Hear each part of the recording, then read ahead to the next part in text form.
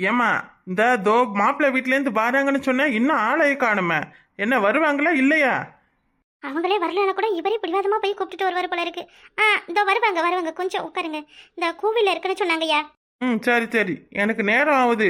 உன் வீட்டு விசேஷத்துக்கு வந்து உக்காந்துக்கிட்டு என் வேலையை நான் கட்டிக்கிட்டு கிடக்க முடியாது பாரு. சரிங்க ஐயா. எதுவும் வேலை இருந்தாங்கன்னா நீங்க கிளம்புங்களா ஐயா? நாங்க பாத்துக்கிறோம். நான் என்ன உன் வீட்டு ஃபங்க்ஷனுக்கு வரிசையில் நின்று வாங்கி தினவா வந்திருக்கேன்? இந்த வெளியில இப்படி காத்தாட்டமா உட்காடுறேன், வந்தாங்கன்னா சொல்லி விடு சரியா? மறந்துடாத. என்னடி இன்னும் மாப்பிள்ளை வீட்டுல இருந்து வரலையா? இல்லடி வசந்தி, இன்னும் வரல. அதான் என்னன்னு தெரியல. இந்த கோயில நிக்கிறேன்னு சொன்னாங்க, அங்க எதுவும் தகராறா? நீ வர வழியில பாத்தியா? இல்லையடி, கோயில்ல யாரும் இல்லையே. ஒருவேளை அவங்க தெருவுல இருக்கிற கோயில்ல சொல்லியிருப்பாங்களோ.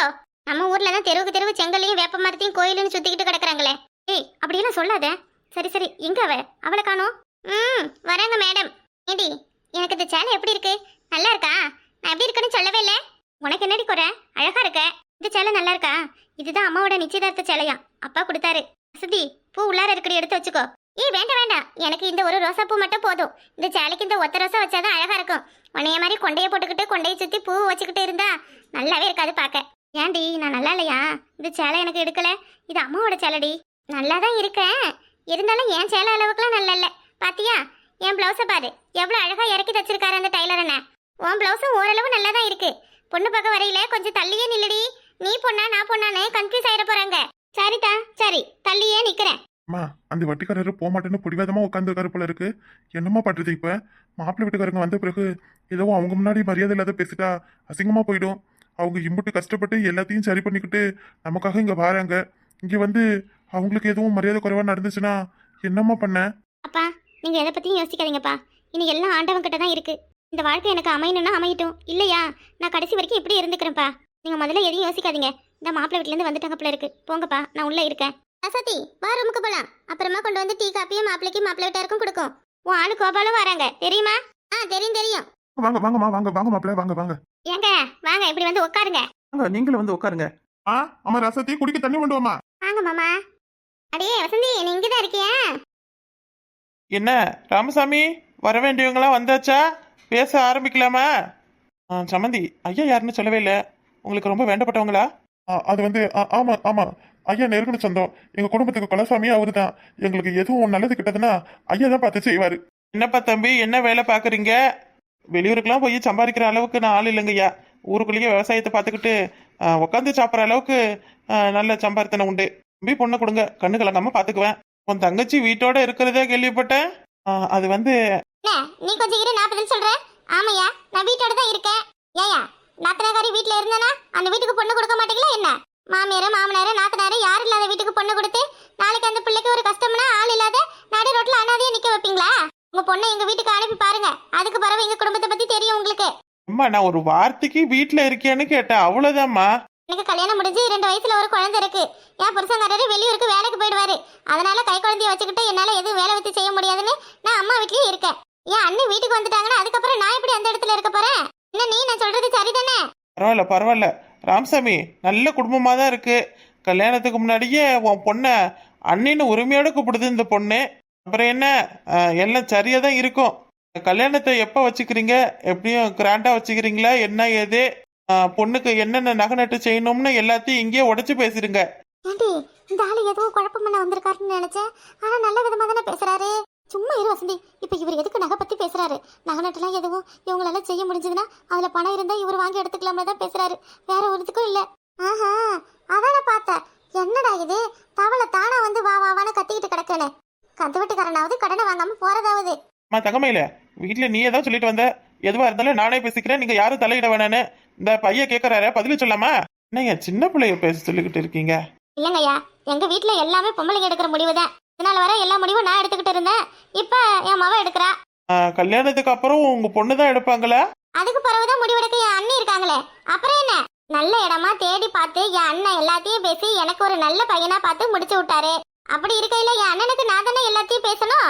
சின்ன பொண்ணுன்னு நினைக்காதீங்க, பேசுறதெல்லாம் கரெக்டா இருக்கும். பாருங்களேன், நான் பேசி முடிச்ச பிறகு நீங்களே ஆச்சரியப்படுவீங்க. பரவாயில்லையே. சரி சரி, உன் அன்னைக்கு என்னென்ன நகை நட்டு செய்யணும், எவ்வளோ செய்யணும், பண்ட பாத்திரம் ஏது வேணும், எதுவும் வண்டி கட்டு வேணுமா, எல்லாத்தையும் அப்படியே டக்கு டக்குன்னு புட்டு புட்டு வை பார்க்கலாம். இந்தா இப்ப நீங்க சொன்னீங்களே நகை நட்டு பண்டம் பாத்திரம் வண்டின்னு அதெல்லாம் ஒன்றும் வேணாம். என் அண்ணி கட்டின சேலையோட என் வீட்டுக்கு வந்தா போதும். என்னடா இது, இந்த காலத்துல மாமையாரு மாமனாரு நான் வரதட்சணை எதுவும் வேணாம்னு சொன்னாலும் இருக்கிற நாத்தனாரு புடுங்காம விட மாட்டாங்கன்னு கேள்விப்பட்டிருக்கேன். ஆனா இங்க எல்லாம் தலைகீழா இருக்க. ஆமா, எதுக்கு வரதட்சணை? அப்படியே கல்யாணத்துக்கு பிறகு என் அண்ணிக்கு எதுவும் வேணும்னா என் அண்ணன் வாங்கி போடட்டும். பிறந்ததுல இருந்து அப்பா அம்மா கஷ்டப்பட்டு படிக்க வச்சு வளர்த்து ஆளாக்குறாங்க. வரதட்சணை வேற கொடுத்து அவங்க கஷ்டப்படணுமா? அது மட்டும் இல்ல, என் அண்ணி எந்த நிலைமையில இருக்காங்க, அவங்க குடும்பம் எப்படி இருக்குன்னு எங்களுக்கு எல்லாம் தெரியும். அது தெரிஞ்சுக்கிட்டு இருக்கும் பொழுதும் அவங்க கிட்ட கல்யாணத்துக்கு அதை செய்யுங்க இதை செய்யுங்க ஆடம்பரமா பண்ணுங்கன்னு நாங்க எதுவும் கஷ்டத்தை கொடுக்க கூடாது. இதெல்லாம் உங்ககிட்ட அண்ணி சொல்லலையா? நாங்க இதெல்லாம் முன்னாடியே பேசி வச்சது தானே. இல்லம்மா, ஐயா திடீர்னு வந்ததால சொல்ல முடியல, அதான். ராமசாமி, பரவாயில்ல பரவாயில்ல, ஏதோ ஒரு குடுப்பனை தான் உன் பொண்ணுக்கு. இம்புட்டு நாள் கல்யாணம் ஆகாம காத்து இருந்ததும் நல்ல புளியங்கொம்பா பிடிச்சிருக்க. இப்போ இந்த குடும்பத்தை பத்தி எல்லா விஷயமும் உங்களுக்கு தெரியும். நான் யாரு என்ன நான் எதுக்கு வந்திருக்கேன்னு அதையும் சொல்லிடுறேன், கேட்டுக்கோங்க. என்ன மாப்பிள்ள, மனசை கொஞ்சம் தடமா வச்சுக்கோங்க. நான் சொல்றது உங்களுக்கு தான் இடி விழுவுற மாதிரி இருக்கும். என்ன சொல்ல போறாரு? இரு பொறுத்திருந்து கேட்கும் இரு. இந்தா நீங்க உங்க வீட்டுக்கு மருமகளா பார்க்க வந்திருக்கீங்களா ராசாத்தி? இந்த பொண்ணை எனக்கு சின்ன வயசுல இருந்து தெரியும். ராமசாமி இருக்கான என் வீட்டுல வேலை பார்த்தவன் தான். இந்த பொண்ணு 12 வயசா இருக்கும் பொழுது அவங்க அப்பனுக்கு கை கால் வேலை செய்யாம போயிடுச்சு. அந்நாள்ல இருந்து இது வரைக்கும் இந்த பொண்ணு தான் இந்த குடும்பத்தையே காப்பாத்துது. இதெல்லாம் உங்களுக்கு தெரிஞ்சிருக்கும். ஊருக்குள்ள எல்லாருக்கும் தெரிஞ்ச விஷயம். அது இப்ப மெயின் கிடையாது. அவங்க அப்பனோட மருத்துவ செலவுக்காக இந்த புள்ள என்கிட்ட ஏகப்பட்ட கடனை வாங்கியிருக்கு. என்னடி இது எல்லாத்தையும் போட்டு இப்படி உடைக்கிறாரு? எனக்கு என்னமோ பயமா இருக்குடி. இப்பதான் உனக்கு கூடி வந்ததுன்னு நினைச்சேன். இதையும் கெட்டு போயிடுமா? கடவுளுக்கு கண்ணே இல்லையா? கஷ்டப்படுறவங்கள தான் மேலும் மேலும் கஷ்டப்படுத்துவாரா? வசந்தி, எதுக்கு நீ கவலைப்படுற? எது நடக்குமோ அது தாண்டி நடக்கும். ஏய், இந்த கல்யாணம் நடக்கணும்னு நீ எவ்வளவு ஆசையா இருந்த. ஆனா இப்ப வந்து இப்படி ஒரு பிரச்சனையா? எனக்கு என்ன சொல்றதுனே தெரியலடி. ஐயா வசந்தி, நீ எதுவும் பேசாத. அவர் சொல்றத சொல்லட்டும். இப்பவே சபையிலேயே அவங்களுக்கு எல்லாம் தெரிகிறது நல்லதுதான். நாளைக்கு கல்யாணத்துக்கு பிறகு நீ வாங்கின கடனை ஏன் சொல்லலை, உன் வீட்டுக்கு ஏன் பணம் கொடுக்குறேன்னு எனக்கும் அவருக்கும் ஏதாவது ஒரு மன கஷ்டம் வந்தாலும் அது எங்க வாழ்க்கையே பிரிச்சிரும். எது நடந்தாலும் நல்லதுக்குன்னு நினைச்சுக்கோ, சரியா? இந்த வீடு இருக்கு, இந்த வீட்டையும் அடமானம் போட்டு இந்த வீட்டுக்கு மேலேயும் பணம் வாங்கியிருக்கு. இது வரைக்கும் இந்த புள்ள வாங்கின பணத்துக்கு வட்டியை மட்டும்தான் கட்டியிருக்கு. அசலை திருப்பி தர முடியல. ஏன்னா திருப்பி தர சூழல் வரல. மேலும் மேலும் அவங்க அப்பாவுக்கு உடம்பு முடியல. அப்புறம் அவன் தங்கச்சியை படிக்க வைக்கணும்னு சொல்லி இந்த பிள்ளையோட வாழ்க்கையே வீணா போயிடுச்சு. இருந்தாலும் நான் கொடுத்த படத்தை திருப்பி கேட்காம இருக்க முடியாது இல்லையா? அதான் எதுவா இருந்தாலும் உங்ககிட்ட சொல்லிடணும் முன்கூட்டியே. அந்த பொண்ணுக்கு கல்யாணம் நடக்கிறது எனக்கு சந்தோஷம்தான். இருந்தாலும் கல்யாணத்துக்கு பிறகு வேலைக்கு போய் என்கிட்ட வாங்கின பணத்தை இந்த பொண்ணு திருப்பி கொடுத்துடணும். அப்படி இல்லையா என் பொண்டாட்டியை நான் வேலைக்கு அனுப்ப மாட்டேன், உங்ககிட்ட வாங்கின பணத்தை பத்தி எனக்கு தெரியாது அப்படின்னு எதுவும் சொன்னீங்கன்னா இந்த கல்யாணம் நடக்க நான் விட மாட்டேன். இதுதான் என் முடிவு. அதுவும் இல்லைன்னா 3ஆவதா ஒரு முடிவு உங்களுக்கு தாரேன். இந்த பொண்ணு வாங்கின கடனை மாப்பிள்ளை விட்டாரன்னா நீங்க அடைச்சிருங்க, எல்லாம் சரியா போயிடும். பொண்ணுகிட்ட இருந்து வரதட்சணையே வேணாம்னு சொல்றீங்க, அப்புறம் என்ன, வாங்கின கடனை நீங்க அடைச்சிடலாம்ல. நான் கொஞ்சம் பேசலாமா? அடி இல்லப்பா, நாங்க பேசியே ஆகணும். ஐயா சொல்றதுலாம் உண்மைதான். என் அப்பாவோட ஆஸ்பத்திரி செலவுக்காக நான் ஐயா கிட்ட நிறைய பணம் வாங்கிட்டேன். அந்த பணத்துக்கான வட்டியை மட்டும்தான் இதுவரையும் நான் கொடுத்துருக்கேன். இன்னும் அசலை கொடுக்க முடியல. ஏதோ திடீர்னு அவர் என்னை உனக்கு பிடிச்சிருக்கு கல்யாணம் பண்ணிக்கிறியான்னு கேட்டதால நானும் ஆரம்பத்துல யோசிச்சேன். அப்புறம் நீங்க, உங்க அம்மா அப்பா, உங்க தங்கச்சி, நீங்க எல்லாரும் என் மனசுக்கு ரொம்ப பிடிச்ச மாதிரி நடந்துக்கிட்டீங்க. கண்டிப்பா எதிர்காலத்துல என் வாழ்க்கையில எந்த ஒரு கஷ்டமும் வராது.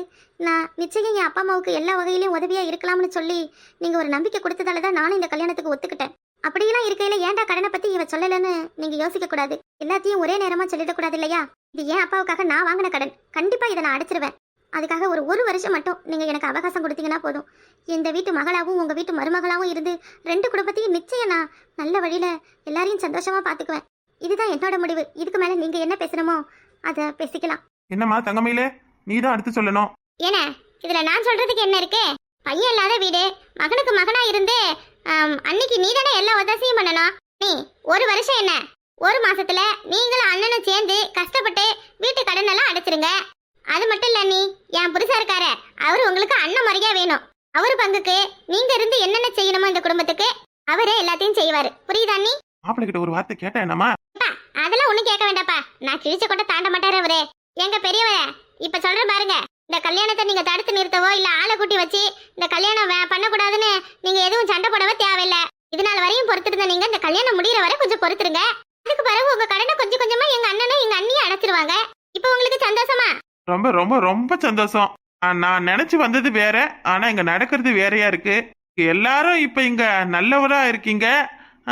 அப்ப நான் மட்டும் கெட்டவன் இல்ல? ஐயோ ஐயா, உங்களை யாரும் கெட்டவங்கன்னு சொல்லல. வாங்கின கடனை கொடுக்க வேண்டியது கடமை இல்லையா? அடுத்தவங்க கஷ்டப்படுறாங்கன்றதுக்காக நம்ம பணத்தை விட்டு கொடுக்க முடியாது. பரவாயில்ல மாப்பிள, நீங்களும் உங்க தங்கச்சிய மாதிரியே வெட்டு ஒண்ணு துண்டு ரெண்டு மாதிரியே பேசுறீங்க. சரி சரி, இப்ப நான் இன்னொரு விஷயம் சொல்லிக்கலாமா? ஐயா, என்ன இந்த வழுக்க ஒவ்வொன்னா அடுக்குறாரு? தன் நட்டச்சிய வேற காணுமே. இந்த ஆளுக்கு ஏத்தவ அவதான். என்னடி அடுத்து என்ன கொண்டு தூக்கி போட வராரு? தெரியலடி, பாக்கலாம் இரு. ஒரு வருஷம் இந்த பிள்ளை டைம் இருக்கு. பொண்ணோட நாத்தனாரு ஒரு மாசத்திலேயே அண்ணனும் அண்ணியும் கடனை அடிச்சிருவாங்க. வேணும்னா என் புருஷனும் பணம் கொடுத்து உதவுவாருன்னு சொல்லியிருக்காங்க. இப்படிலாம் எனக்கு நம்பிக்கை கொடுக்கும் பொழுது நான் கல்லெஞ்சக்காரனா இருக்கக்கூடாது இல்லையா? பொண்ணு வாழ வேண்டிய பொண்ணு. இந்த பொண்ணுக்காக நீங்க எவ்வளவோ விட்டு கொடுக்குறீங்க. ஒரு பொண்ணோட வாழ்க்கையை கெடுத்ததா எனக்கு இருக்கக்கூடாது. அதனால நான் என்ன முடிவு பண்ணிருக்கேன்னா, இந்த பொண்ணு வாங்கின கடன் அப்படியே இருந்தா இருக்கட்டும். அதை யாரும் திருப்பி தர தேவையில்லை. ஐயா, இருமா, சின்ன வயசுலேருந்து இந்த பிள்ளை இந்த வீட்டுக்காக எவ்வளோ கஷ்டப்பட்டிருக்கு. அவங்க அப்பா உசிரை காப்பாற்ற எத்தனை இடத்துல அசிங்கப்பட்டிருக்கு, அவமானப்பட்டிருக்கு. சொந்த பந்தம் யாரும் இல்லாமல் தனியாக ஜெயிச்சு வந்திருக்கு. இதெல்லாம் நான் கண்ணால் பார்த்தவன். கல்யாணம் கூட இந்த பொண்ணுக்கு இந்த கடனால தான் இத்தனை வருஷம் நடக்காமல் இருந்தது. இப்போ அந்த பொண்ணோட மனம் போல நல்ல மாப்பிள்ளை தேடி வந்திருக்கு. அதை நான் கெடுக்கலாமா? ஐயா அம்மா, உங்கள் வீட்டு மருமகளை நான் எந்த குறையும் சொல்ல மாட்டேன். உங்கள் மருமக எனக்கு கடனும் கொடுக்க வேணாம். இந்தா ஒரு கோயில் குளத்துக்கு எழுதி வச்சுதான் நினச்சிக்கிறேன். கடவுளுக்கு நாம செய்யறதை விட கஷ்டப்படுறவங்களுக்கு நல்லது செஞ்சா அதுதான் ரொம்ப ரொம்ப புண்ணியம். இந்த பாருங்க தம்பி, இந்தா பொண்ணு வீட்டிலேருந்து எதுவும் நமக்கு செய்ய மாட்டாங்க. பொண்ணை நம்பிதான் இந்த குடும்பம் இருக்கு. நாம எந்த கஷ்டத்தையும் கொடுக்க கூடாதுன்னு நினைச்சு நீங்க எல்லா விஷயத்திலயும் விலைக்கு போறீங்க. இப்படி ஒரு தங்கமான மனுஷங்க கிடைக்கும் பொழுது நான் மட்டும் எப்படிப்பா அப்படி இருப்பேன்? அப்படி ராசாத்தி, நீயே எனக்கு ஒரு பொண்ணு மாதிரிதாம்மா. உன் அப்பா உன் தாத்தா எல்லாம் சின்ன வயசுலேருந்து என் வீட்டில் கஷ்டப்பட்டு வளர்ந்தவங்க. உனக்காக நான் செய்யாமல் இருப்பேனா? மாப்பிள்ள, பொண்ணுக்கு நகை போடுற அளவுக்குலாம் என்கிட்ட அவ்வளவு பணம் இல்லை. ஏதோ என்னால் முடிஞ்சது. உங்களுக்கு ஒரு பவுனு, பொண்ணுக்கு ஒரு பவுனு. அப்புறம் கொஞ்சம் கொஞ்சம் 2 பேரும் தனி கொடுத்துன போனால் சமைச்சு சாப்பிட்ற அளவுக்கு பாத்திரம் பண்டம் எல்லாத்தையும் நான் எடுத்து வைக்கிறேன். என்னையா ராமசாமி? ஐயா ஐயா, ரொம்ப நன்றிங்க ஐயா. இங்க என் பொண்ணோட வாழ்க்கையை வீணாக்கிடுவீங்கன்னு நினைச்சு பயந்துகிட்டு இருந்தேன். நான் கடவுள் மாதிரி என் பொண்ணுக்கு ஒரு நல்ல வழியை காட்ட வந்திருக்கீங்களே. உங்களை நினைக்கையில பெருமையா இருக்கியா? பெரிய மனுஷங்க தான். உங்களுக்கு நான் காலம் முழுக்க கோயில் கட்டி கும்பிடுவையா. சரி சரி, இருக்கட்டும் ராமசாமி, இருக்கட்டும். நாம அப்புறமா பேசிக்கலாம். நல்ல நேரம் முடியறதுக்குள்ள தாம்பளத்தை மாத்திக்கோ. ஐயா, யாருமா? சுப்பிரமணியம் அவளா? சொல்லுமா. என் அப்பாரும் உங்ககிட்ட கொஞ்சம் கடன் வாங்கியிருக்காரு. அப்படியே என் கல்யாணத்துக்கும் அந்த கடனை திருப்பி கொடுக்க வேணாம்னு சொல்லி எனக்கு தேவையான ஒரு 2 சவரன் நகையும் பண்ட பத்திரமும் வாங்கி கொடுத்தா நல்லா இருக்கும். இடி சும்மா இருட்டி. என்ன இப்ப கேட்டதுல தப்பு? செஞ்சிடலாம், அதெல்லாம் செய்யலாம். இருமா ராமசாமி, இப்ப ஆடி மாசம் நடக்குது. ஆடி முடிஞ்சு ஆவணில வாரத்திலேயே கல்யாணம். என்ன சந்தோஷமா? ஐயா, எங்களுக்கு ரொம்ப சந்தோஷம்யா. ஆமா தங்கமையிலே. சரிப்பா, என் அண்ணி மகன் இப்ப அப்படியே பெட்ரோல் மார்க்ஸ் லைட்டாட்டம் பல பல பலன்னு இருக்கு. என்ன அண்ணி, அண்ணனை பார்த்து வெக்கமா? ஐயோ போமா.